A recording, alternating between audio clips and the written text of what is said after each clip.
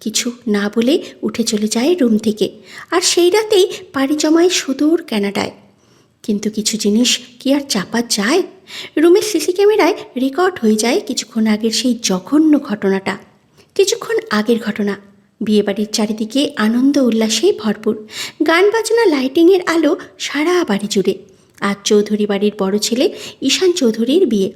বিয়েবাড়িতে মানুষে ভরপুর, তবে কারোর কোনো ধারণা নেই এরপরে কি হতে যাচ্ছে। দোতলার কর্নারের বিশাল রুমটা আজ অন্ধকারেই ছেয়ে আছে। ঘরের মাঝে আলতো গোলাপি আলো জ্বলছে। সোফার উপরে শুয়ে আছে সাদি। পুরো নাম সাদিকুর চৌধুরী সাদি। সাদির চোখ অসম্ভব লাল, শরীর তার অস্থির। আজ তার প্রেমিকার সাথে তার বড় ভাইয়ের বিয়ে হয়ে যাচ্ছে, এইটা সে মেনে নিতে পারছে না। সাদির শ্বাস দ্রুত চলছে, গলা শুকিয়ে আসছে। সোফার পাশেই খালি পড়ে আছে দুটো বিদেশি হুইস্কির বোতল। সাদির সারা শরীর কাঁপছে অজানা এক আগুনের উত্তেজনায়। মুখ দিয়ে বেরোচ্ছে এক অদ্ভুত গোঙানি। নিজেই নিজেকে বোঝানোর চেষ্টা করছে সাদি। তখনই রুমের দরজা খুলে ঘরে প্রবেশ করে পিহু। পুরো নাম আদিবা চৌধুরী পিহু। পরনে লেহেঙ্গা। বিয়েতে মজা করছিল সে, কিন্তু চাচির কথা শুনে উপরে আসে সাদিকে ডাকতে। কিন্তু সাদির এমন গোঙানি শুনে পিহু কিছুটা ভড়কে যায়। ধীরে ধীরে সাদির সামনে গিয়ে দাঁড়িয়ে ভীতু কণ্ঠে জিজ্ঞাসা করে, ভাইয়া তোমার কি হয়েছে? সাদি টেনে টুনে চোখ খুলে উঠে বসে সোফার উপরে। তারপরে পিটপিট করে চোখ খুলে তাকিয়ে দেখে পিহু দাঁড়িয়ে। হুট করে পিহুকে জড়িয়ে ধরে। পিহু কেঁপে ওঠে। সাদির মুখ ঠেকেছে পিহুর। সাদি চুমুতে ভরিয়ে দেয়। তারপরে বিড়বিড় করে বলে, আমার না অনেক দুঃখ। কি দুঃখ ভাইয়া? ভুলিয়ে দিবি পিহু? সাদি কিছুটা বাচ্চামি আচরণ করে বলে ওঠে। পিহু অবাক হয়। সাদি ভাইকে সে সব সময় দেখেছে কম কথা বলা, গম্ভীর রাগী অবস্থায়, কিন্তু এই রূপে কখনো দেখেনি। তাই কিছু না ভেবে পিহু উত্তর দিল, চাচি নিচে ডাকছে, চলেন, খেতে হবে। আপনি নাকি সারাদিন খাননি। আমার অনেক কষ্ট দে পিহু, খেতে ইচ্ছে হয় না। আগে চলুন চুপচাপ। বলেই পিহু সাদির হাত ধরে টেনে তুলল। সাথে সাথে সাদির শরীরে কারেন্টের মতন শক লাগে। পিহুর দিকে অপলক দৃষ্টিতে তাকায়। নিজের ভেতরের চাহিদা জেগে ওঠে। নিজের সামনে সুন্দরী পিহুকে দেখে মোহিত হয়ে যায় সাদি। সাদির চাহিদা তীব্র বেগে জেগে ওঠে। ঠিক তখনই, আরে ভাইয়া আসো। বলেই পিহু সাদিকে টানতে থাকে। আরে ভাইয়া। পিহু সম্পূর্ণ কথা শেষ করার আগেই সাদি তার ঠোঁটজোড়া নিজের দখলে নিয়ে নেয়। অনাকাঙ্ক্ষিত ঘটনায় পিহু ভয় পেয়ে যায়। দুই হাত দিয়ে সাদির বুকে কিল ঘুষিয়ে দিতে থাকে। এতে সাদিকে এক চুলও নড়াতে পারে না, বরং সাদি আরও উত্তেজিত হয়ে যায়। ঠোঁটে গভীর থেকে গভীর হচ্ছে। একসময় সাদি পিহুকে ছেড়ে দেয়। সাথে সাথে পিহু জোরে জোরে দম নিতে শুরু করে। পিহু কিছু বলতে যেতেই সাদি পিহুকে কোলে তুলে বিছানায় ছুড়ে দেয় আর নিজের শার্টের বোতাম খুলতে খুলতে এগিয়ে যেতে থাকে পিহুর দিকে। পিহু ভয়েই পিছোতে শুরু করে। তার গলা দিয়ে স্বর বেরোচ্ছে না। সাদি শার্টটা ছুঁড়ে মারল বিছানায়, তারপরে ঝাঁপিয়ে পড়ল পিহুর উপর। পিহু কেঁদে উঠল। সাদি পিহুর ঠোঁটজোড়া নিজের দখলে নিয়ে বেশ খানিকক্ষণ পর ছেড়ে দিয়ে পিহুর গলায় ঠোঁট। পিহু এবার সাদির হাতে কামড় দিল। সাদি চোখ তুলে গোলাপি আলোয় হাত দেখে পিহুকে বলল। বলেই সাদি পিহুর লেহেঙ্গা শুরু করলো। পিহু ধাক্কা দিয়েও সরাতে পারল না। সাদির শক্তপোক্ত পুরুষালী শরীরের কাছে তার শরীর চুনোপুটি। এক পর্যায়ে সাদি পূর্বক পিহুর সাথে শারীরিক সম্পর্ক করতে শুরু করে। পিহুর হাতে পুরো ঘর কেঁপে ওঠে। যেহেতু সাদির রুম সাউন্ড প্রুফ আর বাইরে গান বাজনা চলছে, সেহেতু পঞ্চদশী পিহুর আর্তনাদ কেউ শুনল না। সাদির উন্মাদনা বেড়ে গেল। ফলস্বরূপ পিহু গোঙাতে গোঙাতে একসময় জ্ঞান হারালো। চোখের কোণ বেয়ে গড়িয়ে পড়ল নোনা জল। হঠাৎ সাদির ফোন বেজে উঠতে সাদির ঘোর কাটে। তারপরে সে বুঝতে পারে কত বড় ভুলটাই না সে করেছে। কিছু না ভেবেই ড্রয়ার থেকে পাসপোর্ট বের করে নিয়ে এক কাপড়ে বের হয়ে যায় সাদি। নিজের ছেলেকে রেগে চলে যেতে দেখে আতিয়া বেগম মনে করল পিহু করেছে কিছু। ছোট থেকে পিহু আর সাদির সাপে নেউলে সম্পর্ক। আতিয়া বেগম নিজের মনে বকতে বকতে উপরে উঠলেন সিঁড়ি বেয়ে। সাদির রুমের সামনে এসে দরজা ধাক্কা দিতেই আটকে উঠলেন আতিয়া বেগম। চোখ তার আটকে গেছে। চিল্লিয়ে জোরে কেঁদে উঠলেন। তিনি দৌড়ে গিয়ে জড়িয়ে ধরল নিথর পিহুকে। সারা বিছানায় লাল দাগ। তার বুঝতে কোনো মতে অসুবিধা হলো না এখানে কি ঘটেছে। আতিয়া বেগমের চিৎকারে সবাই রুমে এসে হামলে পড়ল। সবার চক্ষু চড়ক গাছ। পিহুর বড় বোন কেঁদে উঠে ছুটে গেল নিজের বোনের কাছে। ইলিয়াস চৌধুরী বেশ রেগে গেল পিহুর অবস্থা দেখে। সাথে সাথে নিজেদের পারিবারিক ডাক্তারকে ফোন দিল। আতিয়া বেগম আর পিহুর বড় বোন মেহু মিলে পিহুকে জামা কাপড় পরিয়ে দিল। মেয়েটার শ্বাস খুব ধীরে চলছে। বিছানার এক কোণে বসে মাথায় হাত দিয়ে বসে আছে ইলিয়াস চৌধুরী। নিজের ছেলে এমন কাণ্ড করবে, তাও বাপ মা মরা মেয়েটার সাথে। এরকম শিক্ষা সে তো ছেলেদের দেয়নি। ঈশান সাদির ফোনে কল দিচ্ছে, অনবরত কল। এতক্ষণ ঢুকলেও এবার ফোন বন্ধ। ঈশান বেশ রেগেই বলে ওঠে, বাবা, ওই অমানুষটার ফোন অফ। ইলিয়াস চৌধুরী গভীর চিন্তায় বিমত্ত। কি থেকে কি হয়ে গেল। মেহু ভিজা তোয়ালে দিয়ে পিহুর সমস্ত শরীর মুছিয়ে দিল। পিহু কেঁপে উঠল অচেতন অবস্থাতেই। ডাক্তার আসলেই পিহুর অবস্থা দেখে বলে ওঠে, এটা তো আমি চিকিৎসা করতে পারবো না। এবার ইলিয়াস চৌধুরী হুঙ্কার দিয়ে বলে ওঠে, আগে আমার মেয়েকে বাঁচান, তারপরে কেস দেখবেন। বলেই হাতের মোবাইলে থাকা পুলিশের নাম্বারে ফোন লাগিয়ে বের হয়ে যায় রুম থেকে। সাথে যায় ঈশানও। আতিকা বেগম কেঁদে ওঠে। তার ছেলে এমন জঘন্য কাজ কিভাবে করলো। সে নিজেও তো ডক্টর। এই মাসেই ডিগ্রি আনার জন্য কানাডা যাওয়ার কথা। সে কিভাবে করতে পারলো এইসব। ডক্টর পিহুকে দেখে স্যালাইন দিল, সাথে ব্যথা আর ঘুমের ইঞ্জেকশন দিল। তারপরে আতিয়া বেগমকে উদ্দেশ্য করে বলল, আমি যেহেতু আপনাদের পারিবারিক ডাক্তার, সেহেতু আমি কিছু বললাম না, কিন্তু এটা কেস। পুলিশ জানলে মিনিমাম 5 বছরের জেল হবে। আতিয়া বেগম কেঁপে উঠল। সে কখনো ভাবতেও পারেনি তার ছেলে এত খারাপ কাজ করবে। মেয়েটাকে সে সহ্য করতে পারত না, ঠিক আছে, তাই বলে এইভাবে করে মেয়েটার পুরো ভবিষ্যৎ নষ্ট করে দিতে পারলো। পুরান ঢাকার বেশ নামকরা চৌধুরী বাড়ি। এহসান চৌধুরী হাতে তৈরি এই বাড়ি। তার নামানুসারেই চৌধুরী বাড়ি রাখা হয়। চৌধুরীর বাড়িকে চেনার আর একটা বিশাল উপায় চৌধুরী গ্রুপ অফ ইন্ডাস্ট্রিজ, যার বর্তমান মালিক ইলিয়াস চৌধুরী। এহসান চৌধুরীর 2 ছেলে। বড় ছেলে ইলিয়াস চৌধুরীর স্ত্রী আতিয়া বেগম। ইলিয়াস চৌধুরীর 2 ছেলে 1 মেয়ে। বড় ছেলে ঈশান চৌধুরী বর্তমান বাবার ব্যবসা সামলাচ্ছে, বয়স 28 বছর। আর ছোট ছেলে সাদিকুর চৌধুরী ডক্টরি পড়ছে, বয়স 22। আর মেয়ে ইরিনা চৌধুরী বিয়ে হয়ে গেছে কিছুদিন আগেই। ইলিয়াস চৌধুরী ছোট ভাই আহাদ চৌধুরী, স্ত্রী মাহিয়া খাতুন। আহাদ চৌধুরীর 2 মেয়ে 1 ছেলে। বড় মেয়ে মেহু চৌধুরী, বিয়ে হয় কিছু বছর আগে, বর্তমান ইন্ডিয়াতে থাকে। ছোট মেয়ে পিহু চৌধুরী, বয়স 15, 10ম শ্রেণীতে পড়ে। আর ছেলে সাইম চৌধুরী। 4 বছর আগে গ্রামে ঘুরতে গিয়েছিল তারা। পুরো পরিবার সেখান থেকে আসার সময় তাদের একটা গাড়ি খাদে পড়ে যায়। ফলে গাড়ির ভেতরে থাকা সকলেই মারা যায়। গাড়িতে ছিল আহাদ চৌধুরী, সাইম, এহসান চৌধুরী আর মাহিয়া খাতুন, আর আহাদ চৌধুরীর আম্মা ফাল্গুনী শেখ। সবাইকে সাথে সাথেই হসপিটালে নিয়ে যাওয়া হয়। রাস্তায় যেতে যেতে আহাদ চৌধুরী ইলিয়াস চৌধুরীর হাত ধরে বলে, ভাই, আমার মেয়ে দুটোকে দেখে রাখিস। তারপরেই শেষ নিঃশ্বাস ত্যাগ করে ইলিয়াস চৌধুরীর কলিজা প্রায় ভাই আহাদ। একদিনেই ঝরে যায় চৌধুরী পরিবার থেকে 5টি প্রাণ। সেই দিনের পর থেকে পুরো পরিবারটাকে আগলে রেখেছেন ইলিয়াস চৌধুরী। পিহুকে নিজের মেয়ের মতো করেই ভালোবেসেছেন। মেহুকে ভালো পরিবারে বিয়ে দিয়েছেন। ছোট থেকেই সাদি আর পিহুর সম্পর্ক ভালো ছিল, কিন্তু হঠাৎ করে কি হলো জানি না, বিনা কারণে মারামারি বেঁধে যায় 2 জনের। বর্তমানে মেহু গুছিয়ে নিয়েছে তার পাসপোর্ট এর ভিসা শেষ। যেহেতু বিয়ে আর হচ্ছে না, এই ঝামেলায় সেহেতু চলে গিয়েও তার আফসোস নেই। সে খুব জোর করলো পিহুকে নেওয়ার, তবে আতিয়া বেগম রাজি না। একসময় হতাশ হয়ে বোনের কপালে চুমু খেলেন।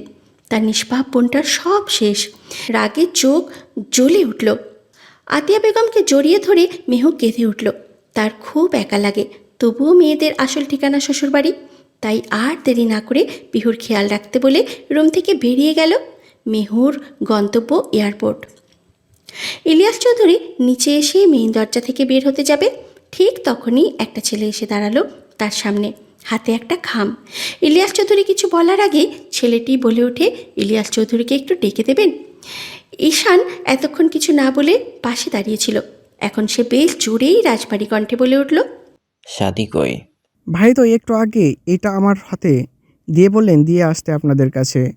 তুই সাদিরে ভাই বলছিস, তাহলে আমারে চিনিস না কেন? আসলে ফারজু আপুর সাথে সাদি ভাইয়া প্রেম করতো, আর আমি ফারজু আপুর বাড়ির পাশেই থাকি। এবার ইলিয়াস চৌধুরী আর ঈশান দুজনেই থমকে গেল। তার মানে সাদিয়া এই জন্য গম্ভীর ছিল ফারজুর সাথে ঈশানের বিয়ে হচ্ছে বলে? কিন্তু সে তো কখনো বলেনি এসব। ঈশান ছেলেটিকে ছেড়ে দিল, সাথে সাথে ছেলেটি দৌড়ে চলে গেল। সে যেন এটার অপেক্ষাই করছিল। ঈশান ইলিয়াস চৌধুরীর হাত থেকে খাম নিয়ে ভিতরে এসে বসতেই মেহু আসলো। মেহু সবার কাছ থেকে বিদায় নিয়ে চলে যেতেই ইলিয়াস চৌধুরী ঈশানকে চিঠিটা পড়তে বলল।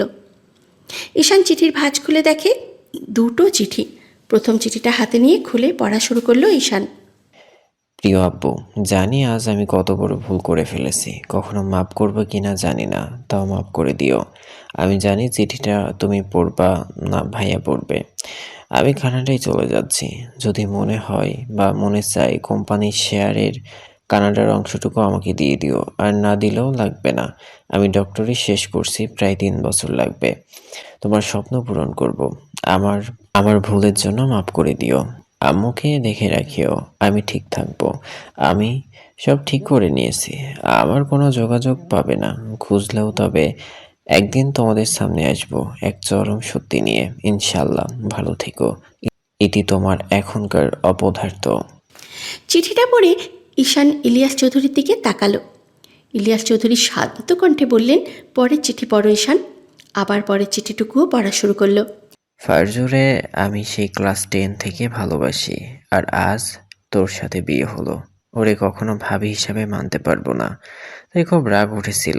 আমি কখনো নেশা করি না, তবে রুম থেকে আসার পর আমার রুমে দেখলাম তোর বান্ধবীরা রেখে যাচ্ছে, হয়তো পরে খাবে।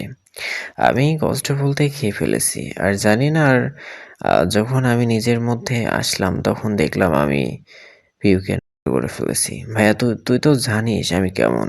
আমারে ভুল বুঝিস না। আমি যখন নিজের ভুল পারছি তাই চলে আসছিলাম। এদেশে নয়তো বাংলাদেশে থাকতাম। প্রথমত ফারজু তোর বউ, আর দ্বিতীয়ত পিহুর জীবন, সেই কষ্টে আমি নিতে পারতাম না। চলে এসেছি এখানে। পিহু বড় হলে ভালো ছেলে দেখে বিয়ে দিস। আজকের পর থেকে আমারেও ঘৃণা শুরু করবে আমি জানি। তবুও বলছি, ওর বিয়ে দিতে সমস্ত খরচ আমি বহন করব। ভালো থাকিস ভাইয়া। ইতি তোর পিচ্চি ডাক্তার। ঈশানের চোখ পানিতে টলমল করল। সেও জানে তার ভাই কেমন, তবে আজ যা করেছে এর ভুল মাপ হয় না। ইলিয়াস চৌধুরী রেগে বলে উঠলেন, অমানুষ তৈরি করেছি মেয়েটাকে, মৃত্যু যন্ত্রণা দিয়ে বলে কিনা মাপ করে দিতে। তার বিয়ের খরচ সে বহন করবে।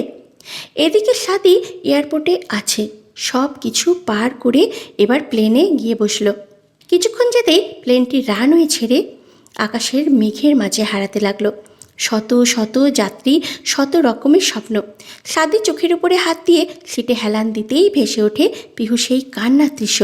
সাদি তড়িৎ বেগে চোখ খোলে, তারপরে বিড়বিড় করে বলে, সরি রে পিহু, আমি অনেক বড় অন্যায় করে ফেলেছি।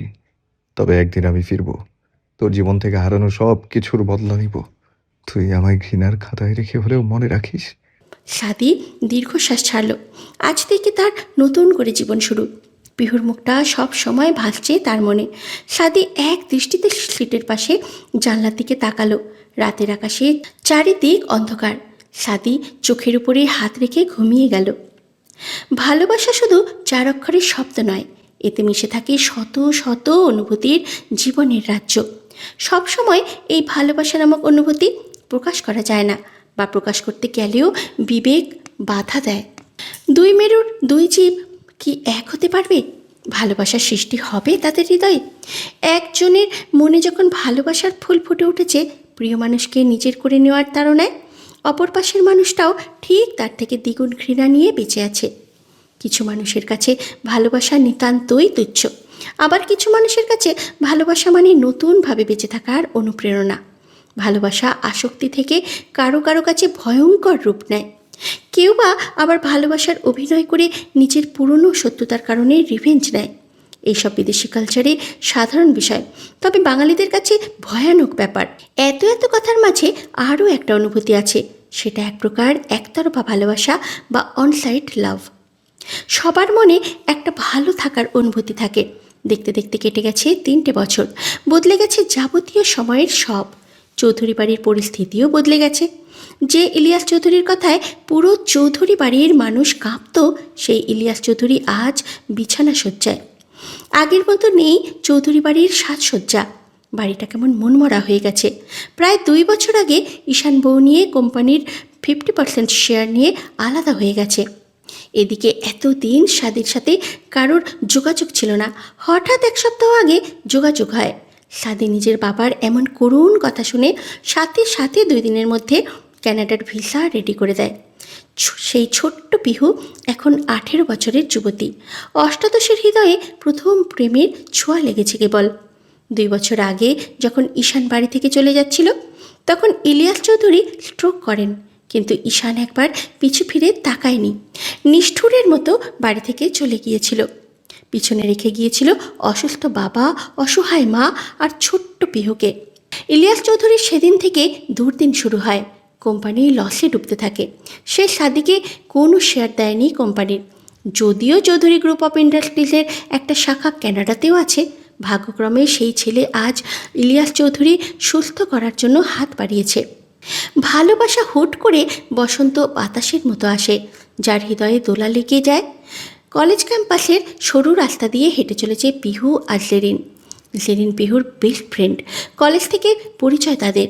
পিহুর মন খারাপ দেখে জেরিন বলে ওঠে, কে রে, পিহুরানির আজ মন খারাপ কেন? কি হয়েছে? বাবাই খুব অসুস্থ, কানাডা নিয়ে যাবে পরশু। ভালো তো, তাতে তোর মন খারাপ কিসে? আমি যেতে চাই না। কেন? সেখানে তো আর বলল না। পিহুর গলায় কথাটা আটকে গেল। 3 বছর আগের সেই রাতের কথা মনে পড়ল মুহূর্তে। চোখে পানি এসে ফিরল। কি রে, কাঁদিস কেন দোস্ত? তোর চোখে পানি মানাই না। আমার না মামুনি বলেছে আজ টিসি নিয়ে যেতে, প্রিন্সিপালকে ফোনে বলে দিয়েছে। মানে টিসি কি করবি? বাবাই সুস্থ হতে নাকি 4-5 মাস সময় লাগবে। বাড়িতে একা তো আর থাকতে পারবো না, তাই নিয়ে যাবে। ওর ওই দেশের কলেজে ভর্তি করাবে।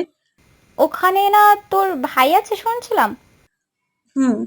পিহু ছোট করে উত্তর দেয়, আরে দোস্ত, কয়েক মাসের ব্যাপার, চিন্তা নিস না, মন খারাপ করে লাভ নেই।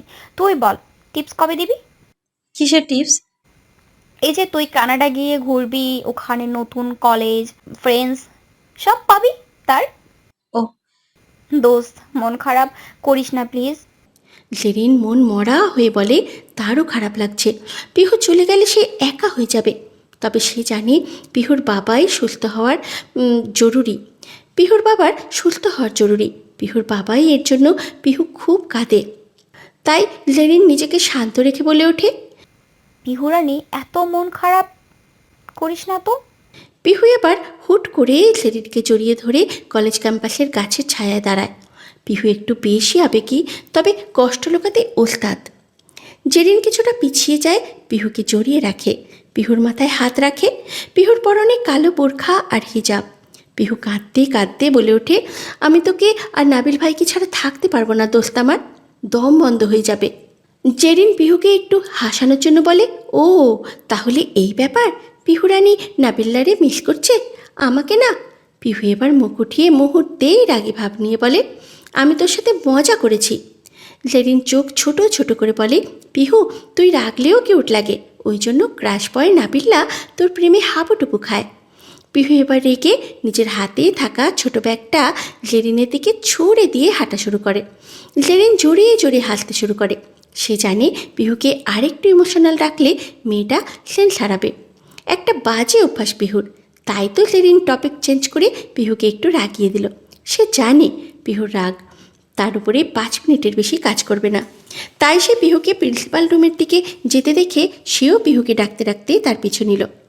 আতিয়া বেগম জরুরি সব জিনিস একবার করে গুছোচ্ছেন। ইলিয়াস চৌধুরীর এতদিন সুচিকিৎসার অভাবে কথা বলা অফ হয়ে গেছে। শুধু তাকিয়ে থাকে, এইটুকুই ডাক্তার বলেছে বিদেশ নিয়ে যেতে, ভালো কোনো ডাক্তার দেখাতে। আতিয়া বেগম নিজেদের জন্য 2টো লাগেজ গুছিয়ে জরুরি ডাক্তারি রিপোর্ট সব ফাইলে পুরে রাখলেন। তারপরে ইলিয়াস চৌধুরীর মাথার কাছে টুল টেনে নিয়ে বসলেন। ইলিয়াস চৌধুরী সাদিয়ার সিলিংয়ের দিকে তাকিয়ে আছে এক দৃষ্টিতে, চোখে মায়া। আতিয়া বেগম তার হাত ইলিয়াস চৌধুরীর হাতের উপর রাখলেন। তারপরে ডাকলেন, শুনছো? ইলিয়াস চৌধুরী চোখ টেরা করে তাকালেন। আতিয়া বেগম মাথা কাত করে দিলেন। তারপরে আতিয়া বেগম ইলিয়াস চৌধুরীর হাত ধরে উঁচু করে একটা চুমু খেলেন। তারপরে বলে উঠলেন, আমরা মেয়েটাকে আবারও বিপদের কাছে নিয়ে যাচ্ছি। না জানি এবার কপালে কি আছে। মেয়েটা মোটেই যেতে রাজি না। সেদিন পর থেকে সেই ঘটনা মনে করে মেয়েটা খুব কাঁদে। আমাদের ছেলেটা ভুল করেছিল। এখনো কি আগের মতো রাগচটা গম্ভীর? এ কাল সেরে আছে নাকি বদলে গেছে? ওখানে যাওয়ার মেয়েটার সাথে খারাপ আচরণ করবে না তো? আবার কি ভেবে হেসে বললেন, যদি খারাপ আচরণ করত তাহলে নিজে থেকে পাসপোর্ট ভিসা ঠিক করে দিত না। ইলিয়াস চৌধুরীর চোখের কার্নিশ পেয়ে পানি গড়িয়ে পড়ল। আতিয়া বেগম সুনিপুণভাবে চোখের পানি মুছে দিলেন। ঠিক তখনই কলিং বেল বেজে ওঠে। আতিয়া বেগম ইলিয়াস চৌধুরীর পাশ থেকে উঠে শাড়ির আঁচল মাথায় টেনে দরজা খুলে দিল। দরজা খুলতেই অবাক চোখের সামনে তাকালো। শরতের সকাল, চারিদিকে শান্তিপূর্ণ হাওয়া। কতই বা বেজেছে, সকাল 10টা কি 11টা। শীত এখনও পুরোপুরি যায়নি। কলেজের জলপাই গাছের নিচে দাঁড়িয়ে আছে জেরিন আর পিহু। কিছুক্ষণ পর এক প্রকার ছোটে জলপাই গাছের নিচে এসে দাঁড়ালো নাবিল। নাবিলকে দেখেই পিহুর চোখ দিয়ে পানি পড়তে লাগলো।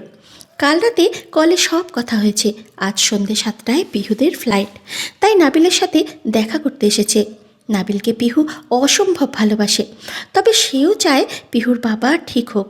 যেহেতু পিহুকে শক্ত রাখতে নাবিল পিহুর মাথায় হাত দিয়ে বলে ওঠে, পিহু চিন্তা করিও না, কয়েক মাস মাত্র, ওখানে গেলেও তোমার সাথে প্রতিদিন ভিডিও কলে কথা হবে। মন খারাপ করো না। ফ্লাইট কয়টায়?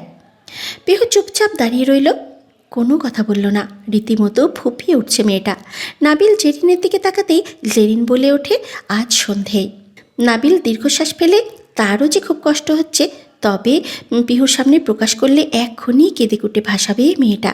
বয়সের তুলনায় একটু বেশি আবেগী, আর এটাতে আসক্ত হয়ে পড়ে নাবিল। নাবিল স্মিত হেসে 2 হাতের তালু দিয়ে পিহুর মুখ আঁচলায় তুলে চোখের পানি মুছে দেয়। তারপরে বলে, পিহু তুমি কিন্তু অনেক স্ট্রং গার্ল। তোমার বাবাই এর জন্য এই কয়েক মাস একটু কষ্ট করো। পিহু নাবিলের দিকে মুখ তুলে তাকায়, হামলে পড়ে নাবিলের বুকে। নাবিল টাল সামলে এক পা পিছিয়ে যায়। বেশ কিছুক্ষণ কাঁদার পর পিহু মুখ তোলে। নাবিল মুচকি হাসি দিয়ে একটা গিফট পিহুর দিকে বাড়িয়ে দেয়। পিহু হাতে নেয়, খুলে দেখে একটা মোবাইল। পিহু নাবিলের দিকে তাকালেই বলে, এই মোবাইলটা আমি তোমার বার্থডেতে দেবো মনে করেছিলাম, কিন্তু তুমি তো তখন কানাডাতে থাকবা, তাই আগেই দিয়ে দিয়েছি। এতে তোমার আর আমার অনেক স্মৃতি আছে। মন খারাপ লাগলে দেখবা, মন ভালো হয়ে যাবে। নাবিল তারপরে জেরিনের দিকে তাকিয়ে বলে, বনু তুমি সন্ধে অবধি ওর সাথে থাকিও, আমি না আঙ্কেলকে বলে দেব। নাবিল জেরিনের মামাতো ভাই, তাই বনু বলেই ডাকে জেরিনকে। জেরিন মাথা নাড়ায় হ্যাঁ সূচক। নাবিল একটা রিক্সাটিকে ভাড়া দিয়ে 2 জনকে পাঠিয়ে দেয় বাড়িতে। তারপর নিজেও চলে আসে ক্যাম্পাসে। নাবিল আর জেরিনকে ছেড়ে এত দূরে থাকতে হবে ভেবে পিহুর মাথা যন্ত্রণা শুরু হয়। শারীরিক আর মানসিক অসুখ নিয়ে জেরিনের হাত ধরে বাড়িতে ঢোকে অরু। সদর দরজা ঠেলতেই খটখট আওয়াজে খুলে যায়। ভেতরে ঢুকতেই মনটা আরও খারাপ হয়ে যায়। আতিয়া বেগম রান্নাঘরে, লাগেজগুলো সব ডাইনিংয়ে রাখা। জেরিন একটা একটা করে গুনে দেখে 4টে লাগেজ। ঠিক তখনই আতিয়া বেগম এসে বলে, দুপুর 3টে এয়ারপোর্টে যেতে হবে। এতে পিহুর মন আরও খারাপ হয়ে যায়। আতিয়া বেগমের কথার পিঠে কিছু বলে না। নাবিল আর জেরিনের কথা মনে পড়ে। জেরিন পাশে থাকলেও নাবিল নেই। পিহুর মনে পড়ে নাবিলের সাথে তার প্রথম সাক্ষাতের কথা। এই তো কয়েক মাস আগের কথা। জেরিনের হাত ধরে হাঁটছে পিহু প্রতিদিনের মতোই। ইলিয়াস চৌধুরীর অসুস্থতার জন্য ভালো কলেজ, কোনো দূরের কলেজে চান্স নেয়নি পিহু। ইলিয়াস চৌধুরীর অসুস্থতার জন্য ভালো কলেজে, কোনো দূরের কলেজে চান্স নেয়নি পিহু। এই কলেজটা বাড়ি থেকে 20 মিনিট দূরে হওয়ায় সুবিধাই হয়েছে তার। কলেজে পিহুকে তেমন কেউ চেনে না, কারণ পিহু বোরকা হিজাব পরে আসে। কিন্তু সেদিন পিহুদের ক্লাস ছিল না, তাই মাস্ক খুলে পানি খাচ্ছিল আর হাঁটছিল। কলেজের 2 তলার করিডোর পার হতে রুম থেকে বের হচ্ছিল নাবিল ভাই। আর ঠিক তখনই পিহুর না দেখার কারণে ধাক্কা লেগে হুমড়ি খেয়ে পড়ে যায়। তখন নাবিল তাকে আঁকড়ে ধরে। জেরিন আতকে ওঠে, এটা তার মামাতো ভাই আর কলেজের সিনিয়র। নাবিল পিহুকে ছেড়ে দাঁড় করিয়ে দিয়ে জেরিনের দিকে তাকায়। তারপর পিহুর দিকে আরেকবার তাকাতেই থমকে যায় তার চোখ। মায়াবী ভরসা মুখ, টানা টানা চোখ, গোলাপি ঠোঁটজোড়া। নাবিল এই প্রথম কোনো মেয়েকে দেখে নার্ভাস হয়ে গেল। পিহু এখনও তাকায়নি, কিন্তু নাবিল তখন বলে ওঠে, এবার থেকে চোখ খুলে হাঁটবা, বলেই চলে যায়। চলে যাওয়ার সময় একবার পিছু ফিরে চোখাচোখি হয়ে যায় পিহু আর নাবিলের। পিহুর হৃদয়েও ফুটে ওঠে নাবিল নামক ফুল। কবির ভাষায় লাভ অ্যাট ফার্স্ট সাইট। এরপর থেকে পিহুর চোখে ভাসতে থাকে নাবিলের টোল পড়া স্নিগ্ধ হাসি। সেই হাসিতেই মাতাল পিহু। ব্যাস, ভালো লাগা শুরু। পিহু জেরিনের কাছে শুনেছিল পুরো কলেজের ক্রাশ বয়সে। এদিকে নাবিল বাড়ি গিয়ে জেরিনকে পাগল করতে থাকে পিহুর নাম্বারের জন্য। জেরিন অবাক হয়, যেই ছেলে মেয়েদের থেকে 10 হাত দূরে থাকে সে পিহুর মাঝে কি খুঁজে পেল, যে প্রথম দেখাতেই নিজের স্বভাব বদলে ফেলে নাম্বার চাইল। জেরিন নাম্বার দিলেও নাবিলের বিবেক বাধা দিয়েছিল পিহুকে কল করতে। দুই দিক থেকে দুটো মানুষ দুইজনকে লুকিয়ে দেখা শুরু করে। উদাসীন দুপুরে কিংবা রৌদ্রোজ্জ্বল সকালে পিহুর চোখ খুঁজত নাবিলকে, আর নাবিল খুঁজত পিহুকে। এক পলক দেখলেই দুজনের হৃদয় শান্ত হতো। এইভাবে চলতে থাকে। পিহু বোঝে না নাবিলের মধ্যে কী দেখেছে পিহু, আর তার বিষয়ে এত কিছু জানে কি করে। এক সময় এই একপাক্ষিক ভালোবাসা জেরিন দুইপাক্ষিক বানিয়ে দেয়। নিজের ভাই আর তার বেস্ট ফ্রেন্ডকে একে অপরের হাতে হাত মিলিয়ে দেয়। পিহু বোঝে না একটা মানুষকে এমনভাবে ভালোবাসা অনুভব করা যায়। পিহুর চোখ দিয়ে এক ফোঁটা পানি পড়ল টপ করে। সিঁড়ি বেয়ে উপরে উঠে গেল জেরিনকে নিয়ে। পিহু নিজের ঘরের দরজার সামনে দাঁড়াতেই আবারও বুকের মধ্যে কেমন করে ওঠে। নাবিল আর জেরিনের জন্য। জেরিন ঘরে গিয়ে ঢুকেই বিছানায় পা ঝুলিয়ে বসে। পিহু সেদিকে তাকিয়ে বিড়বিড় করে, অপেক্ষা শেষ হয়ে অপেক্ষা হয়, মায়া হয়ে যায় মোহ, প্রতিশ্রুতি যেন কখনো মিথ্যা না হয়। আমি সত্যিই তোমাকে ভালোবাসি, হয়তো তুমি বোঝো। পিহু ঘরে ঢুকে নিজের ব্যাগের সব জিনিস চেক করতে থাকে। বোকা পিহু জানে না তার জন্য এক অন্যরকম ভালোবাসা অপেক্ষা করছে। নিজের অন্যায়ের দহনে নিজেই পুড়ছে। পিহুর জন্য তার থেকে কয়েক হাজার কিলোমিটার দূরে থাকা কারোর হৃদয় ছটফটায় অনুশোচনায়। পিহু বুঝলও না কেউ তার জন্য প্রতিটি সেকেন্ডে তার জন্য অপেক্ষার প্রহর গুনছে। রাস্তার ধারে সারি সারি ম্যাপেল গাছের সারি। শরতের ছোঁয়ায় কচি পাতা দেখা যাচ্ছে। টুপটাপ বৃষ্টি পড়ছে। সেই বৃষ্টির কণাসহ পিচ ঢালা কালো চকচকে রাস্তায় পড়ছে হলুদ কমলা রঙের মিশ্রণে সৃষ্টি ম্যাপেল পাতা। এমন সৌন্দর্য দেখতেও মন ভরে যায়। ফাঁকা রাস্তার পাশে বেঞ্চিতে পড়ন্ত বিকালে বসে প্রকৃতি উপভোগ করে পুরো যুগ পার করে দেওয়া যায়। কিরিনা হেঁটে চলেছে রাস্তার পাশ দিয়ে। সে বাংলাদেশি, কানাডাতে স্টাডি করতে এসেছে। টরেন্টোর জেনারেল হসপিটাল এর থেকে কিছুটা সামনে আসতেই চোখে পড়ল হসপিটালের বাইরে ফরেন একাধিক মানুষ দাঁড়িয়ে।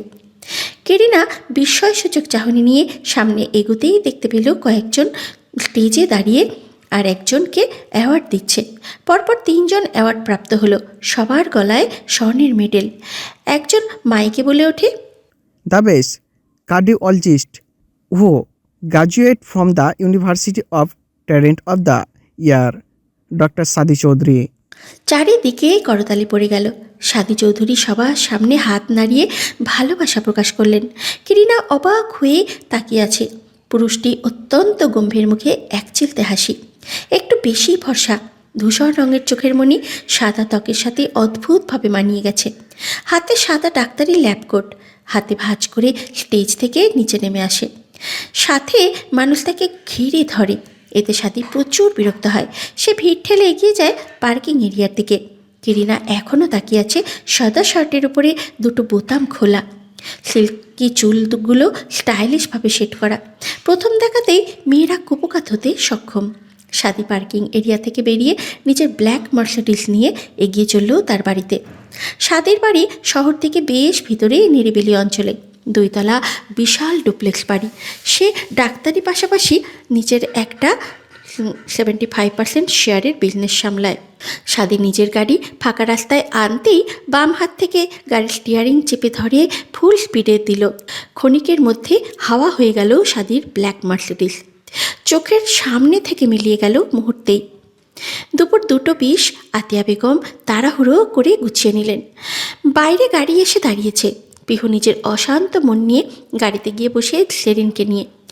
আতিয়া বেগম অ্যাম্বুলেন্সে নিয়ে ইলিয়াস চৌধুরীকে নিয়ে বেরিয়ে পড়ে এয়ারপোর্টের উদ্দেশ্যে। সমস্ত রাস্তা পিহুর চোখে পানি। জেরিন কাঁদলেও তা বুঝতে দেয়নি। সে চায় তার বেস্ট ফ্রেন্ড আরও ভেঙে পড়ুক। সে চায় তার বেস্ট ফ্রেন্ড আরও ভেঙে না পড়ুক। জেরিন পিহুকে এয়ারপোর্টে পৌঁছে দিয়ে এই গাড়িতেই ব্যাক করবে। আগে জানলে নাবিলও আসতো। পিহুর মনে কু ডাকছে। সে জানে তার সাথে খারাপ কিছু হবে। সে জেরিনকে বলে, কিন্তু জেরিন তুচ্ছ করে, কারণ সে জানে পিহুর মন খারাপ। গাড়ি এয়ারপোর্টে পৌঁছে গেল 40 মিনিটে। পিহু জেরিনকে জড়িয়ে ধরে কেঁদে দিল। দুটি দেহ, একটি প্রাণের বন্ধুত্ব। আজ আবার দুটি প্রাণ চলে যাবে, আলাদা হবে কিছু মাস, কিছু সময়ের জন্য, আবার নাও দেখা হতে পারে। জেরিন নিজেকে আর আটকাতে পারল না। সেও হু হু করে কেঁদে উঠল।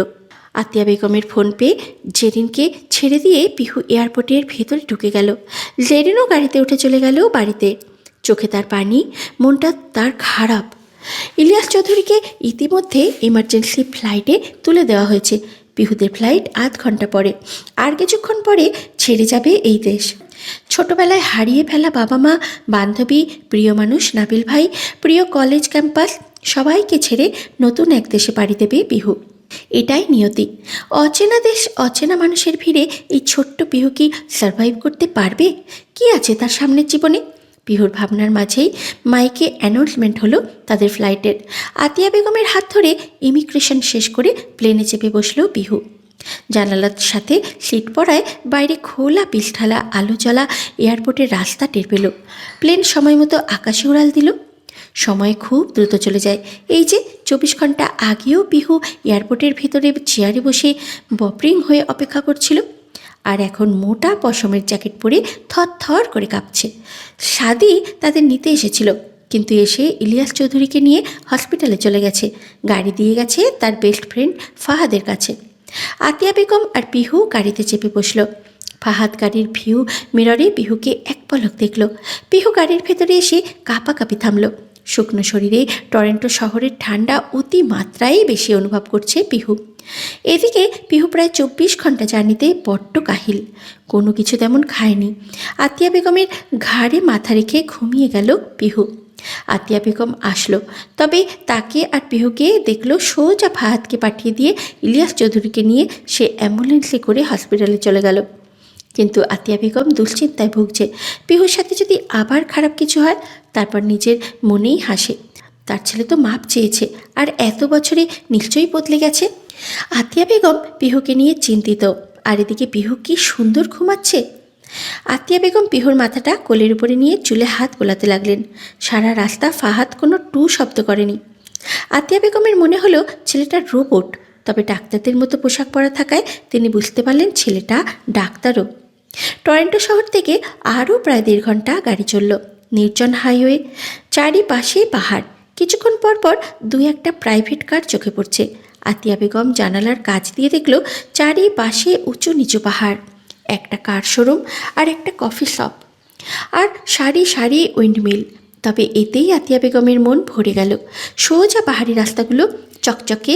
আতিয়া বেগম ভাবে এই দেশের মানুষ কত শৌখিন হলে এমন নির্জন পরিবেশ ও এত সুন্দর করে রেখেছে। অপেক্ষার অবসান ঘটিয়ে সাদির বিশাল 2তলা ডুপ্লেক্স বাড়িটির সামনে এসে গাড়িটি দাঁড়ালো। আতিয়া বেগম অবাক হয়ে তাকিয়ে আছে বাড়িটার দিকে। তাদের বাড়ির চেয়েও দ্বিগুণ আর বেশি আকর্ষণীয়। পিহুকে হালকা গায়ে হাত দিয়ে নাড়া দিতেই পিহু চোখ খুলে গাড়ি থেকে নেমে দাঁড়ালো। ফাহাদ নামের লোকটা গিয়ে গাড়ির ডিকি থেকে লাগেজগুলো নিয়ে বাড়ির সদস্যের সামনে গিয়ে দাঁড়ালো। আতিয়া বেগম অবাক হলেন, তাদের একবারও ডাকলো না। এ কেমন অভদ্র। ফাহাদ দরজায় কাঠপুরে পিন চাপল। সাথে সাথে দরজা আনলক হয়ে গেল। ফাহাদ দরজা খুলে ভেতরে ঢুকে আলো জ্বালিয়ে দেয়। তারপরে আতিয়া বেগম আর পিহুও ঢোকে। বাইরে প্রচণ্ড জোরেই বাতাস বইছে। আবহাওয়া ঠান্ডা। ফাহাদ এবার হাতে থাকা কার্ডটা আতিয়া বেগমের দিকে বাড়িয়ে দিয়ে বলে ওঠে, sorry aunty, my name is Fahad Alvarez. This card is his password. Atiya Begum বুঝলেন ছেলেটি অবাঙালি। আতিয়া বেগম মাথা নাড়ালেন। ছেলেটি আর এক মুহূর্তও দেরি না করে নাইস টু মিট ইউ বলে বেরিয়ে পড়ে সাথে সাথে পিহু বলে ওঠে, তুই কই মামুনি? আতিয়া বেগম ভয় পেলেন। মেয়েটাকে দেখে সত্যিই অসুস্থ লাগছে। আতিয়া বেগম চারিদিকে চোখ বুলিয়ে সিঁড়ি বেয়ে উপরে গিয়ে কর্নারে একটা ছোট রুম দেখে সেখানে পিহুকে নিয়ে গিয়ে শুইয়ে দিলেন। রুমে যেতেই পিহু ওয়াশরুমে গিয়ে বমি করে ফেলল। তার জার্নি করার অভ্যাস নেই, তাই এই অবস্থা। আতিয়া বেগম পিহুর একটা জামা বের করে দিল। আসার আগের দিন শপিং করেছিল, কিছু টপস আর জিন্স। তবে আতিয়া বেগম একটা গেঞ্জি আর প্লাজো দিলেন। তিনি জানেন এই সব দেশের মেয়েরা এইগুলো পরে। কেউ দেশীয় কালচারে চলতে গেলে তাকে বুলি করা হয়, তাই সে নিজেই পিহুর জন্য অনেক কিছু কিনেছে যেগুলো পিহু জানে না। প্রায় সন্ধ্যা হয়ে এসেছে, ভিতর থেকে বাইরের প্রকৃতি বোঝা মুশকিল। পিহু ড্রেস চেঞ্জ করে ফ্রেশ হয়ে বাইরে এসে বেডে শুয়ে পড়ল। আতিয়া বেগম রুমের দরজা চাপিয়ে নিচে চলে গেলেন। আসার আগে সাদি বলেছিল নিচের রুমে আতিয়া বেগমের জিনিসপত্র রাখতে চাইলে সেখানে রাখতে। আতিয়া বেগম নিজেও ক্লান্ত রুমে এসে ফ্রেশ হয়ে ঘড়িতে সময় দেখলেন 6:20। তাই সে নামাজ পড়ে নিল। পিহুর থেকে সে মোবাইলে আজানের অ্যালার্ম সেট করেছে, যেহেতু নামাজ কাজা করেন না তিনি। নামাজ পড়ে নিজেও একটু ঘুমালেন। পিহুর ঘুম ভেঙে যায়, প্রচণ্ড খিদে লাগায়। পিহু বিছানা থেকে উঠে বসে, কোমর সমান এলোমেলো চুলগুলো হাত খোপা করে নেয়। ব্যাগ থেকে টুপিস বের করে পরে নেয়। তারপরে মোবাইল হাতে নিয়ে দেখে 10:30। পিহু চমকায়, হঠাৎ তার গা শিরশির করে ওঠে। পিহু দরজা খুলে বাইরে বের হয়, ধীরে ধীরে দোতলার করিডোরে এসে নিচে তাকায়। শুভ্র মৃদু আলো জ্বলছে ডাইনিংয়ে। পিহু সামনে গিয়ে বা পাশ থেকে সিঁড়ি দেখল। নিচে নামার একটু এগোতেই ধপধপে সাদা দরজা দেখতে পেল। কৌতূহল নিয়ে খোলার চেষ্টা করলো, তবে লক করা থাকায় দরজা খুলল। পিহু দেখল পাসওয়ার্ড দিতে হবে, না হলে খুলবে না। তাই পিহু সিঁড়ি দিয়ে নিচে নামলো। চারিদিকে একবার চোখ বোলালো। এত বাড়িতে দোতলায় কেউ সুইমিং পুল রাখে? পিহুর ব্যাপারটা হাস্যকর লাগলো বেশ। দোতলার ডান দিকে বিশাল খোলা সাদা বারান্দা, আর বাম পাশে সুইমিং পুল ছোট একটা। দোতলায় একটা রুম, একটাই পিহু আছে আর একটাই লক করা। পিহু সিঁড়ি বেয়ে নিচে নামলেও অনেক কষ্ট করে। লাইটের সুইচ খুঁজে চাপলো, সাথে সাথে সাদা লাইট জ্বলে উঠল। পিহু যেদিকেই তাকায় কোনো না কোনো কিছু সাদা।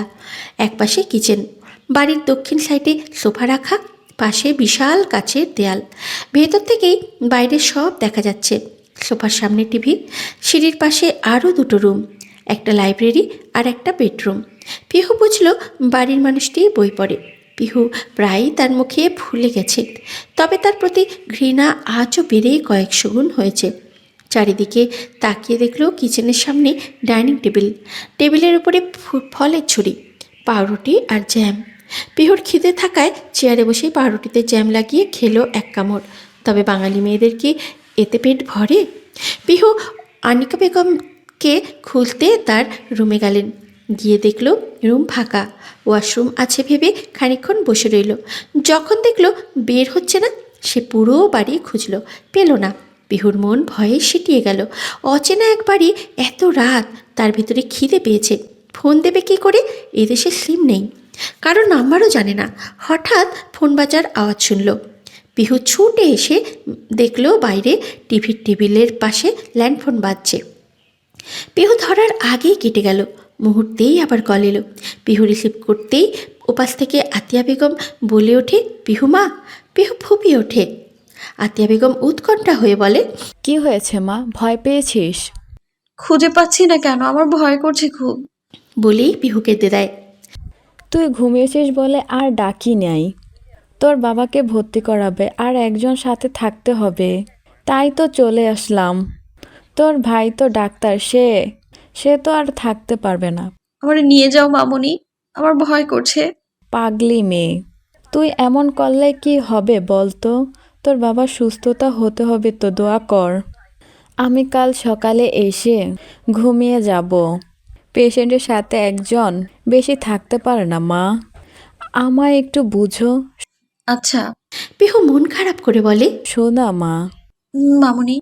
ফ্রিজে খাবার রাখা আছে, খেয়ে নিও, পারলে ওভেনে গরম করে নিও। পিহু কিছু বলার আগেই পিক পিক শব্দে কল কেটে যায়। পিহু হতাশ হয়, কি করবে সে? মনে অনেক সাহস জুগিয়ে কিচেনে গিয়ে ফ্রিজ খোলে। ফ্রিজ খুলতেই চোখ কুচকে যায়। এবারই কোনো গরু ছাগল আছে কি না মনে করে। না, পিহুর জানা মতে নেই। তবে ফ্রিজে লেটুস পাতা, ব্রকলি, টমেটো, শসা বাদে আর কোনো কিছুই চোখে পড়ল না তার। ভালো করে পরখ করে দেখলো একটা প্লেটে কি যেন রাখা। পিহু প্লেটটা বের করে দেখলো নুডলস। পিহু বুঝলো অনিতা বেগম এটা রেখে গেছে। পিহু টেবিলের উপরে এনে খেয়ে নিল। পিহু খেয়ে দিয়ে উঠে ভাবলো পুরো বাড়ি ঘুরে ঘুরে খতিয়ে দেখবে এই ডাক্তার একা একা বাড়িতে কি করে। পিহুর হঠাৎ মনে হলো আচ্ছা উনি বিয়ে করেননি তো, সেই জন্য রুম লক করা। তারপরে নিজের মনেই হাসলো, বিয়ে করলে তো বউকে দেখতই। পিহু সিঁড়ি পেয়ে উপরে উঠল, সাদির ঘরের সাদা দরজার সামনে এসে দাঁড়ালো। অনেকক্ষণ পাসওয়ার্ড ট্রাই করলো, প্রতিবার রং দেখালো। পিহু মহা বিরক্ত, কেউ তার ঘরের দরজায় পাসওয়ার্ড দেয়। হঠাৎ পিহুর মনে পড়ে সেই ফাহাদ নাকি সে কার্ড দিয়েছিল। পিহু এক দৌড়ে রুম থেকে খুঁজে কার্ড নিয়ে আসলো। তার মানে তার মামুনি কার্ড নিয়ে যায়নি। পিহু কার্ড বাদেই পাসওয়ার্ড চাপলো। আর এবার রং পাসওয়ার্ড দিলে লক হয়ে যাবে, যতক্ষণ না ফিঙ্গারপ্রিন্ট দেওয়া হয়। পিহু রেগে কার্ড দিয়ে পাসওয়ার্ড টাইপ করলো, সাথে সাথে দরজা খুলে যায়। পিহুর হাত ফসকে কার্ড নিচে পড়ে যায়, কিন্তু সেদিকে পিহুর কোনো হেলদোলই নেই। সে রুমের দিকে হা করে তাকিয়ে আছে। পিহু পা বাড়িয়ে রুমের ভেতরে প্রবেশ করলো, ঠাস করে দরজা লাগিয়ে দিল। পিহুর মনে নেই কার্ডের কথা। পিহু চারিদিকে তাকালো, অফ হোয়াইট দেয়াল, সাথে সাদা বিশাল বিছানা। পিহুর মতে 6-7 জন ঘুমাতে পারবে। এক সাইডে সাদা ওয়ার্ডরোব আর একটা আলমারি, বেডসাইড টেবিলে একটা ল্যাম্প আর একটা ছবি রাখা। পিহু বিছানায় গিয়ে বসলো, সাথে সাথে সাথে ডেবে গেল বিছানা।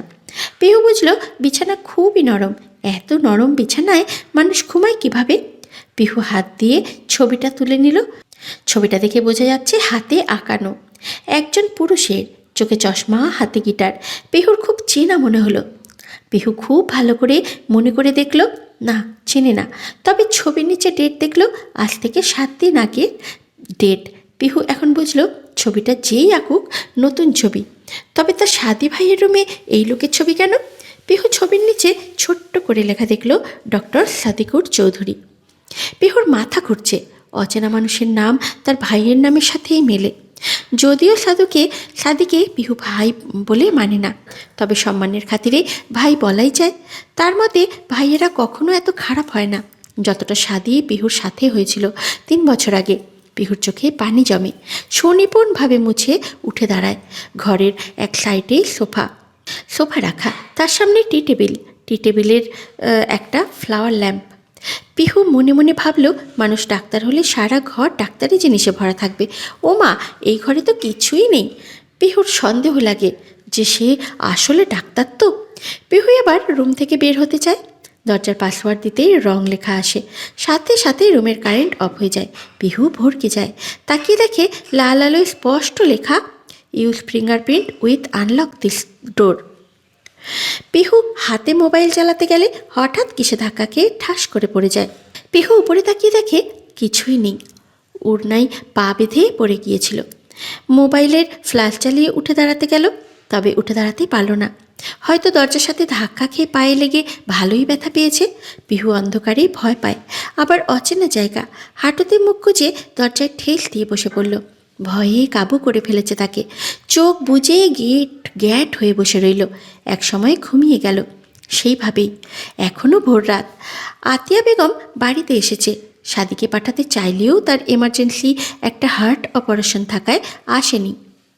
আতিয়া বেগম বাড়ি ফিরে সমস্ত বাড়ি পিহুকে খুঁজে ফেলল। কোথাও না পেয়ে চিন্তিত হয়ে আবার দোতলায় গিয়ে ডাকা শুরু করলো।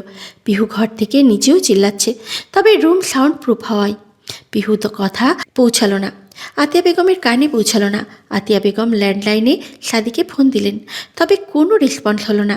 আতিয়া বেগম খুব ভয় পেয়ে গেলেন, মনে ডাকা শুরু হয়ে গেল। এদিকে ঘরে ভিতরে পিহুর পানির তৃষ্ণা লেগেছে, গলা শুকিয়ে কাঠ। সারা ঘরও খুঁজে পানি পেল না। পিহু সারা ঘর খুঁজে বিছানার পাশে ক্লান্ত হয়ে বসল, জোরে বেডসাইডের টেবিলে লাথি দিল। সাথে সাথে একটা ড্রয়ার হালকা ফাঁক হয়ে গেল। পিহু কৌতূহল নিয়ে ড্রয়ার খুলেই পরপর 4টে কাচের বোতল পেল, মুখে টেপ দেওয়া। পিহু ভালো করে স্মেল নিল না, কোনো গন্ধ নেই। পিহু একটা বোতল বের করে স্লিকার খুলে সিপি খুলল। গলা শুকানোর কারণে ঢক ঢক করে পানি মনে করে খেয়ে নিল। খাওয়ার পর বুঝলো পচা জাতীয় কেমন গন্ধ। পিহুর খালি পেটে গা গুলানো শুরু হলো। বোতল প্রায় হাফের বেশি খালি করে দিয়েছে। কোনো রকমে বোতলটা ঠিকভাবে ড্রয়ারে রেখে উঠে দাঁড়াতেই মাথা চক্কর দিয়ে উঠল পিহুর। চোখে অন্ধকার দেখা শুরু করলো। সোফার কাছে আসতেই সেন্সলেস হয়ে পড়ে গেল সোফার উপরে। 11টা বেজে গেছে। নবদিগন্তে সূর্য উদিত হয়েছে অনেক আগেই। পিচ ঢালা রাস্তাগুলো রোদে চিকচিক করছে। বাতাস বইছে মৃদু। হসপিটালের অপারেশন থিয়েটার থেকে বেরিয়ে টিস্যু দিয়ে মুখ মুছতে মুছতে পকেট থেকে ফোন বের করলো সাদি। ফোন সাইলেন্ট থাকায় কিছু বুঝতে পারেনি। বাসার ল্যান্ডলাইন থেকে 21 বার কল আসায় পুরো কুচকে যায় সাদির। বিরক্ত হয়ে ফোন ধরে। রিং হতেই ওপাশ থেকে কল রিসিভ করে আতিয়া বেগম হয়তো কলের অপেক্ষায় ছিলেন তিনি। সাদি হ্যালো বলতেই আতিয়া বেগম কেঁদে ওঠে। নিজের মাকে কাঁদতে দেখে সাদির ভ্রু কুচকে যায়। মুখ গম্ভীর করে জিজ্ঞাসা করে, কি হয়েছে আম্মু, কাঁদছো কেন? প্রিয়কে কোথাও খুঁজে পাচ্ছি না। কাল রাতে তো রেখে গিয়েছিলাম, সকালে এসে সারা বাড়িতে খুঁজে পাই নাই। বলেই আবার কান্না শুরু করলেন আতিয়া বেগম। মানে? বাবা তুই আস না, দেখ না মেয়েটা কোথায় গেল। এই অচেনা দেশে যদি কোনো ক্ষতি হয়। ওয়েট আম্মু, কেঁদো না। বলেই সাদি নিজের মোবাইল থেকে বাড়ির সিসিটিভি ফুটেজ চেক করা শুরু করলো। হঠাৎ নিজের বেডরুমের সোফার পাশে একটা মেয়েকে উবুর হয়ে শুয়ে থাকতে দেখে সাদির বুঝতে সময় লাগে না এটাই পিহু। আতিয়া বেগমকে টেনশন করতে নিষেধ করে সাদি গাড়ি নিয়ে বেরিয়ে যায় বাড়ির উদ্দেশ্যে। ইলিয়াস চৌধুরীকে আইসিইউতে রাখা হয়েছে। 15 দিন পর অপারেশন হবে তার। পাশে সব সময় একটা মানুষ থাকা লাগবে 24 ঘন্টার জন্য। সাদিকে চিনে বলে সমস্যা নেই, বড় কেবিন ঠিক রেখেছে তার। আতিয়া বেগম কোনো নার্স রাখতে চান না, নিজের স্বামীর পাশে নিজেই থাকতে চান। যদিও সাদি নার্স ঠিক করেছিল। আতিয়া বেগমের বিহুকে নিয়ে চিন্তা। যদিও সাদির আচরণের নিয়ে বুঝলেন সাদি আগের চেয়ে আরও বেশি গম্ভীর হয়েছে, তবে রাগ খুব কম। আতিয়া বেগম সাদিকে বলেছিল পিহুর কলেজের কথা। সাদি বলেছে সময় পেলেই ভর্তি করিয়ে দেবে। আতিয়া বেগম এখন নিশ্চিন্ত। সাদি বাড়ি ফিরে গাড়ি পার্ক করে দরজা খুলে ভেতরে আসতেই আতিয়া বেগম এসে ছেলেকে জড়িয়ে ধরে কেঁদে উঠল। সাদি এক চুলও নড়ল না। সে জানে পিহু তার মায়ের কাছে কতটা ইম্পর্টেন্ট। সাদি আলতো করে মায়ের মাথায় হাত দিয়ে বলল, আমার সাথে আসো। আতিয়া বেগম মুখ উঁচিয়ে তাকালেন। ছেলের গভীর চোখের রহস্য বুঝলেন না। সাদি ধপাধপ পা ফেলে সিঁড়ি বেয়ে উপরে উঠে গেল। গিয়ে নিজের দরজার সামনে আসতেই বিরক্তিতে নিজের কপাল কুঁচকে গেল। নিজের পছন্দের শুভ্র রঙের পাসওয়ার্ড কার্ডটা পড়ে আছে। সাদি দরজায় ফিঙ্গার দিতেই দরজা আনলক হয়ে যায়। আতিয়া বেগমও এতক্ষণ উপরে চলে এসেছে। ছেলের সাথে তিনিও ঘরের ভিতরে ঢুকলেন। ঢুকেই অবাক হয়ে গেল আতিয়া বেগম। সাদি স্বাভাবিকভাবেই রুমে ঢুকলো। আতিয়া বেগমের দিকে তাকিয়ে বলল, ওই যে তুমি যারে খুঁজছো সে। লক করে ফেলেছিল দরজা, তাই বের হতে পারেনি। আতিয়া বেগম স্বস্তি নিঃশ্বাস ছাড়ল। পিহুকে ডাকলেন গায়ে হাত দিয়ে, তবে পিহুর কোনো হেলদোলই নেই। আতিয়া বেগম জোর করে টেনে তুলল। পিহু পিটপিট করে চোখ খুলল। সব ঝাপসা দেখছে সে। আতিয়া বেগমকে দেখেও চোখ ছোট করে বোঝার চেষ্টা করল সে। আতিয়া বেগম পিহুকে দাঁড় করিয়ে ধরে নিয়ে গেলেন। তিনি ভেবেছেন না খাওয়ার কারণে এই অবস্থা। এদিকে পিহুকে রুমে নিয়ে আসতেই পিহু বিছানায় টান টান হয়ে শুয়ে পড়ল। আতিয়া বেগম ডাকলেও পিহু সাড়া দিল না। লাস্টে বিরক্ত হয়ে পিহুকে আরেকবার ধাক্কা দিতেই পিহুর ঘুমের মধ্যেই বিরক্ত হয়ে বলে ওঠে, ডোন্ট ডিস্টার্ব নাবিল্লা, আমি এখন আকাশে যাব, আমাকে জ্বালিয়েন না। পিহুর কথা শুনে আতিয়া বেগম থতমত খেয়ে গেল। খুব মনোযোগ দিয়ে ভাবল, মেয়ের আবার কি হয়েছে, নাবিল্লা আবার কে? আতিয়া বেগমের ভাবনার মাঝে সাদি ডেকে ওঠে তাকে। তিনি এক মুহূর্তও দেরি না করে নিচে নেমে আসে। সাদি রুম থেকে বেরিয়ে আতিয়া বেগমের ফোন নিয়ে ফ্রিডম মোবাইল কোম্পানির সিম লাগিয়ে দিল। এটা খুব ভালো চলে। তারপরে বললেন, নিচের ড্রাইভার এসেছে। আব্বুর কাছে যাও আম্মু, আর আমি আসবো রাতে, এখন একটু রেস্ট নেব। আতিয়া বেগম করুণ দৃষ্টিতে তাকিয়ে বললেন, মেয়েটা এখনও কিছু খায়নি, খাবার রেডি করে রেখে যায়। সাদি গম্ভীর কণ্ঠে নিষেধ করে বলে, আমি অর্ডার করেছি, চলে আসবে, টেনশন নিও না, এখন যাও।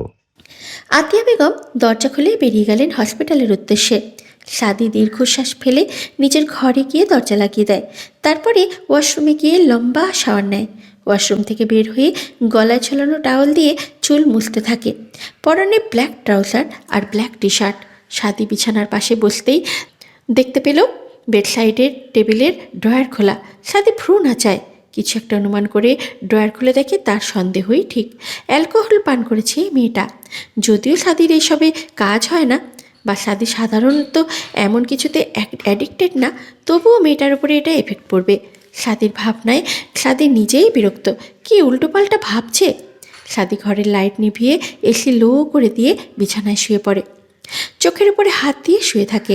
2 রাত নির্ঘুম। বড় বড় 4টি অপারেশন করেছে। এখন একটু ঘুম প্রয়োজন বলে সাদি ঘুমিয়ে পড়ে। সন্ধ্যার সূর্য ডুবি ডুবি অবস্থা। পিহু ঘুম থেকে উঠে কিচেনে গিয়ে খাবার খোঁজে। না পেয়ে ফ্রিজ থেকে মাংস বের করে আর একটা বয়ামে চাল পেয়ে ভাত আর মাংস রান্না করে টেবিলে রাখে। পিহুর মাথা এখনও অসম্ভব ভার। টেবিলে বসে ভাত আর গোশত দিয়ে মেখে নিল। তারপরে বেসিনে গিয়ে প্লেটটা ধুয়ে রেখে দিল। তারপরে কিচেনে এসে ড্রয়িং রুমের টি টেবিলের উপরে তাকাতেই দেখতে পেল প্যাকেট। পিহু কৌতূহল নিয়ে প্যাকেট খুলে দেখল প্যাকেটের গায়ে লেখা রোজকানসা ক্যাফে। পিহু প্যাকেট খুলে ভেতরে তাকিয়ে দেখল বিরিয়ানির বাক্স, পুরো দেশীয় গন্ধ। পিহু বের করে মন ভরে শ্বাস নিল। এখন পিহুর নিজের উপরে নিজেরই রাগ হচ্ছে। সে আগে না খুঁজে এই খিদে নিয়ে কষ্ট করলো, কান্না করলো। পিহুর বিরিয়ানি মোস্ট ফেভারিট, তবে পেটে আর জায়গাই নেই। পিহুর ভাবনার মাঝেই পিছন থেকে গম্ভীর ডাক এলো। হু আর ইউ? পিহু পিছনে ঘুরে হা করে তাকিয়ে আছে। সাদি বুকে হাত গুছিয়ে দাঁড়িয়ে আছে, তার দিকে ভ্রু কুচকে। পিহুর চিনতে অসুবিধা হলো না যে এই সেই ছবির মানুষটা। পুরোপুরি চেঞ্জ আগের সাদির থেকে। পিহুর এমন ভ্যাবলা কান্তর মতো তাকিয়ে থাকতে দেখে সাদি স্পষ্ট বাংলায় বলে ওঠে, এই মেয়ে, কে তুমি? পিহুর এবারে ভীষণ রাগ লাগলো। তাকে চিনেও না চেনার ভান করছে। সে জানে বাড়িতে সে বাদে আর কোনো মেয়ে নেই, তাও নাটক করছে। পিহুর আবার সন্দেহ লাগলো, এটা সাদি তো। পিহু সন্দেহ দূর করতে জিজ্ঞাসা করেই ফেলল, আপনি সাধু তো? হোয়াট? না মানে আপনি সাদিকুর চৌধুরী তো? Are you mad? আমার বাড়িতে দাঁড়িয়ে আমাকে জিজ্ঞাসা করছো আমি কিনা? পিহু চুপ হয়ে গেল। নিজের মাথা নিজের ফাটাতে ইচ্ছা করছে। এই লোকের সামনে তার আর আসতে ইচ্ছে হয় না। সাদি পিহুকে এক পলক পরক করল। লাল সুতির গাউন গায়ের সাথে লিপটে আছে। চুলগুলো মুখের সাইডে কিছুটা লিপটে আছে। ওড়না গলায় ঝোলানো। সাদি শুকনো ঠকিলে পিহুর দিকে তাকিয়ে জিজ্ঞাসা করলো, এখানে কি করছিস? খিদে লাগছিল তাই এসে রান্না করলাম। হোয়াট? রান্না কে করতে বলেছে তোকে? তো কি খাইতাম? চোখ কি কপালে নিয়ে ঘুরিস স্টুপিড? খাবার সামনেই রাখা আছে। পিহুর চোখ ছলছল করছে, কেমন ভয়ও করছে। সাদির দিকে তাকিয়ে থাকলেও এখন দৃষ্টি মাটিতে। সে সাদির বুক অব্দি। সাদি তার তুলনায় একটু বেশি ফর্সা। পিহু মিনমিনিয়ে বলে, আমি প্রথমে দেখি নাই ভাইয়া। হোয়াট? ভাইয়াকে? আপনি? আমার মায়ের পেটে তুই হয়েছিলি? পিহু কি বলবে খুঁজে পেল না। পাশ ফিরে চলে যেতে চাইল, তবে অবাধ্য পা থেমে রয়েছে আঠার মতো। পিহু মিনমিনিয়ে বলে, আগেও তো ভাইয়া বলতাম। সাদি বড় একটা নিঃশ্বাস ফেলল। বেশি কথা বলা তার সাথে যায় না। সে সব সময় চুপচাপ। সে কোনো কিছু না বলে সোফায় গিয়ে টিভি অন করে নিউজ দেখতে শুরু করলো। পিহু অবাক হলো। তার কথার কোনো রিপ্লাই না করে চলে গেল। মনে মনে রাগও হলো। পিহু বিরিয়ানির প্যাকেট থেকে সবগুলো বের করলো। 3 প্যাকেট বিরিয়ানি আর একটা সস। এর মধ্যে সাদির ফোনে একটা কল আসে। সাথে রিসিভ করে হ্যালো বলতেই ওপাশ থেকে কি বলে পিহুর শুনতে পায় না, তবে মুহূর্তেই সাদির চোখ মুখ শক্ত হয়ে যায়। ফোন কানে রেখেই বলে ওঠে, ওয়েট জাস্ট 30 মিনিটস। বলেই উঠে দাঁড়ায় সাদি। পিহুকে পাশ কাটিয়ে উপরে চলে যায়। 2 মিনিটের মাথায় সাদা শার্ট গায়ে জড়াতে জড়াতে নিচে নামতে থাকে। পিহু টি টেবিল থেকে খাবারগুলো নিয়ে ডাইনিং টেবিলে রাখছিল। এখন তার ইচ্ছা সস দিয়ে পুরি খাবে। যেহেতু বিরিয়ানির প্যাকেটের সাথে আলাদা ছোট প্যাকেটের কয়েকটা পুরি ছিল, যদিও পুরি না তবে পুরির মতো। সাদি এসে ডাইনিং টেবিলে এসে বসে পাউরুটি জ্যাম মাখিয়ে এক কামড় লাগায়। ঠিক তখনই আবার ফোন আসে। সাদি কানে নিতেই বলে, ওয়েট কর, বের হচ্ছে। সাদি বেরোতে যাবে, ঠিক সেই সময়ে পিহু সসের বাটি নিয়ে উঠতে যায় আর ভুলবশত হাত থেকে পিছলে সাদির সাদা শার্টের উপরে পড়ে যায়। বাটি নিচে পড়ে বিকট শব্দে টুকরো টুকরো হয়ে গেল। রাগি রাগি চোখে পিহুর দিকে তাকালো সাদি। পিহু আমতা আমতা করে কিছু বলতে যাওয়ার আগেই ঠাস করে পরপর 2 থাপ্পড় পড়ে পিহুর গালে।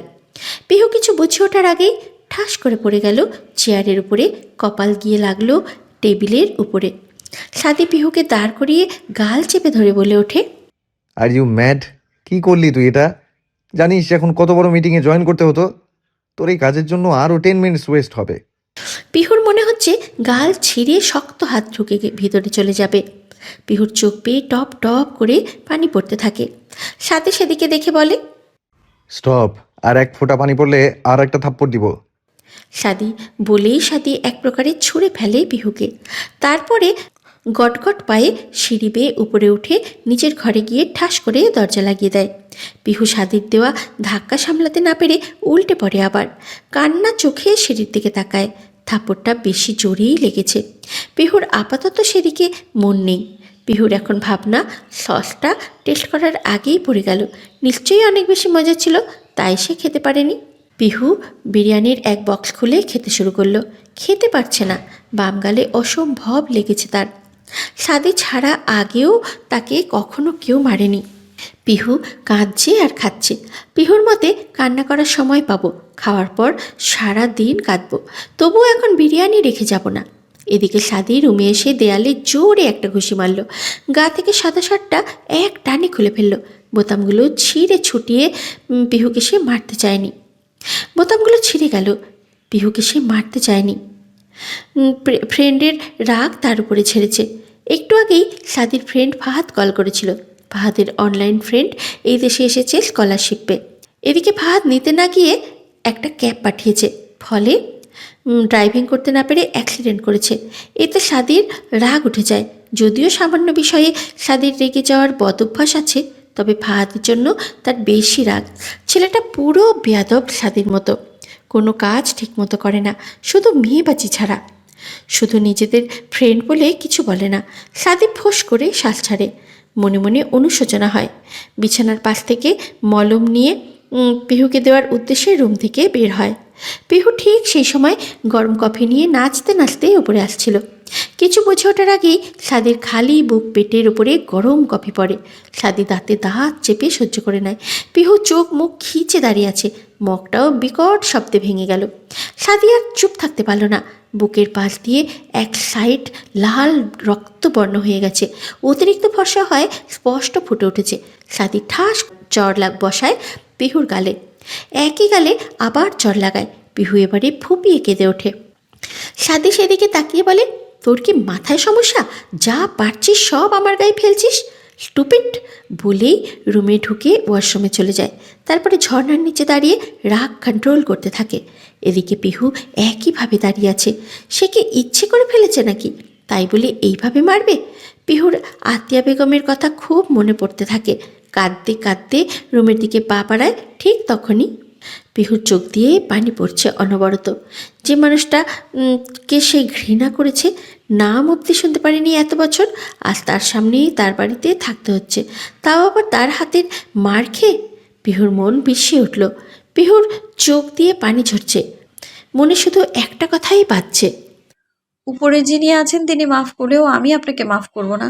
যে যন্ত্রণা দিয়েছেন আমায়, সেই যন্ত্রণা শেষ আপনাকে দিয়েই করব।